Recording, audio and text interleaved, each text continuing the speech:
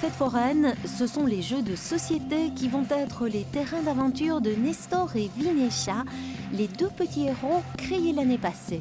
Une fois encore, Fabienne Enrault et son école de danse emmènent le spectateur dans un univers féerique pour son spectacle annuel. Je me suis rendu compte au fil du temps que souvent la danse est quand même un langage assez complexe et codifié, et que si les spectateurs, enfin on peut la regarder au premier niveau, on peut la regarder juste pour les tableaux et c'est beau, ou ça vous donne de l'émotion, tristesse, mais parfois le fait de comprendre l'histoire, de ah oui, par exemple la dame en rouge, c'est la reine de cœur, et la reine de cœur elle est fâchée parce qu'il ne l'aime plus, etc. Ça permet d'entrer plus dans l'imaginaire, dans l'histoire, et alors on prend... je crois que ça renforce encore l'émotion, la compréhension. Une répétition générale est toujours un moment de stress intense. Plus de 230 enfants, adolescents et adultes montent sur scène pour 2 heures de représentation. Parmi eux, un roi de cœur venu tout droit de la capitale autrichienne, Vienne.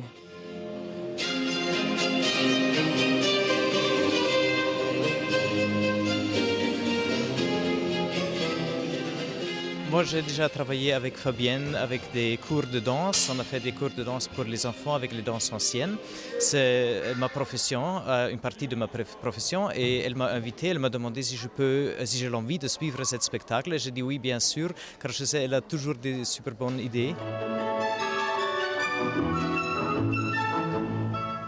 Et puis cette année n'est pas tout à fait comme les autres. Voilà 25 ans que Fabienne Enrault, jeune licenciée en psychologie passionnée de danse, créait sa compagnie.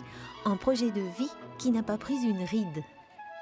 Je trouve que finalement, tout va tout le temps mieux, parce que moi j'ai appris aussi à être exigeante d'une autre façon, parce qu'avant, venant du classique, j'étais peut-être parfois trop cassante. Enfin, je le suis quand même, je crie quand même, mais j'essaie maintenant de vraiment de prendre la personne et qu'il y ait un épanouissement et de ne pas forcer les choses. Les choses viennent à maturation, calmement, avec patience et avec une volonté. Ça, c'est vrai qu'elle est tenace, on arrive à beaucoup de choses. Et puis je crois que la joie, il faut de la joie. La vie est belle, même si on a beaucoup de choses qui ne vont pas bien.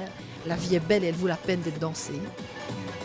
L'énergie et l'enthousiasme de Fabienne Enrault n'ont pas fini de soulever des montagnes.